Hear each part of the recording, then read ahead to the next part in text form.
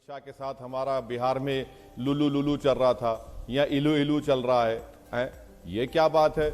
जहां हम लड़ते हैं वहां पर इनके साथ इलू इलू, वहां पर लुलू लुलू। अरे कि पॉलिटिकल पार्टी है, कोई मजाक है?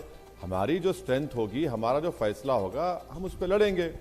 अगर आप इसका मतलब यह है कि इन्हें 13 जीते और AIMIM ने सिकंदराबाद में 9 जीते, तो हम तो सिकंदराबाद पार्लियामेंट कॉन्स्टिट्यूंसी में 9 MIM के कॉर्पोरेटर्स जीते, TRS के 18, बीजेपी के 13।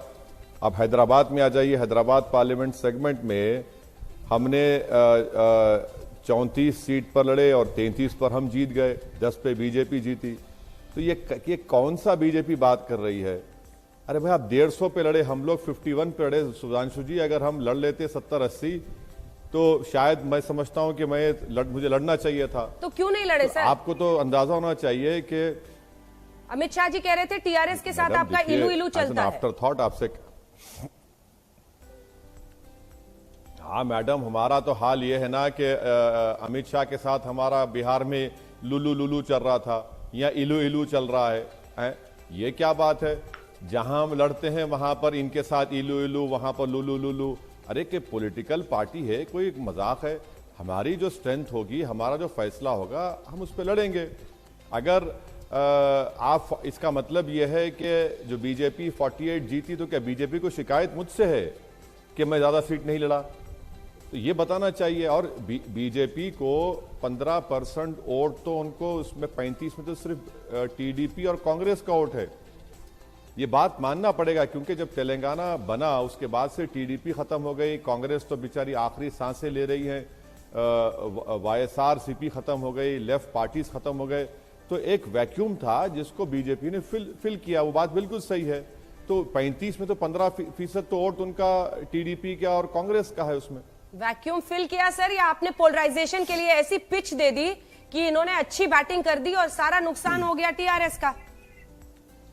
आप वहीं, उनको फायदा हुआ पोलराइजेशन का, आप वहीं रह गए। मैडम देखिए, अगर आप जो बात कह रहे हैं सच है, तो ये बड़ी बदबख्ती की बात है कि बीजेपी ने हिंदू मुस्लिम करके ये इलेक्शन जीता है।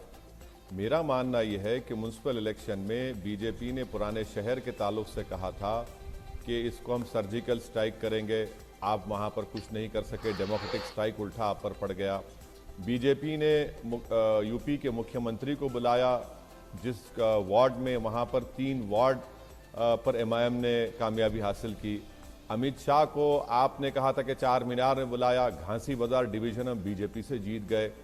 तो ये बात समझने की ज़रूरत है कि यकीनन TRS को अपना इंट्रोस्पेक्शन करना पड़ेगा, और मुझे यकीन है कि KCR बड़े लीडर हैं, सगेशियस लीडर हैं, वो इंट्रोस्पेक्शन करेंगे। मगर बहुत ज़्यादा आप लोग क्रेडिट दे रहे हैं बीजेपी को। 150 सीट लड़े हैं, 150 में 48 पर जीते हैं, और ये एक वक्तिया कामयाबी है। मैं आपको इसलिए कह रहा हूं मैडम कि निजामाबाद म्युनिसिपल कॉर्पोरेशन, जहां पे बीजेपी का MP है, वहां पर बीजेपी का मेयर डिप्टी मेयर नहीं है। 10 महीने पहले इलेक्शन हुआ। करीमनगर म्युनिसिपल कॉर्पोरेशन, बीजेपी का प्रेसिडेंट है, तेलंगाना का MP है, वहां पर बीजेपी का मेयर डिप्टी मेयर नहीं है। तो ये एक वैक्यूम क्रिएट हुआ, और यकीनन हमको लगता है कि ये एक वक्तिया कामयाबी है। ज्यादा बीजेपी ख्वाब देखना छोड़ दें। ये हैदराबाद एक कॉस्मोपॉलिटन सिटी है, तेलंगाना मेनलैंड में तेलंगाना की एक रीजनल फीलिंग है, और बीजेपी एक नेशनल पार्टी आकर रीजनल फीलिंग का असेंबली में मुकाबला करेगी, तो ठीक है, देख लेंगे वो भी क्या होता है आगे जाके 2023 में। यूं ही ख्वाब सजा लिए 2023 के सुधांशु जी? देखिए, मैं ये कहना चाहता हूं, जो हमको उपदेश दे रहे हैं, हम तो बचपन से सुनते आ रहे हैं, सलाउद्दीन ओवैसी जी के जमाने से, कि हैदराबाद पे तो टोटल कंट्रोल इनका था, और आज अपने मुंह से बोल रहे हैं कि हम पूरे हैदराबाद में लड़े।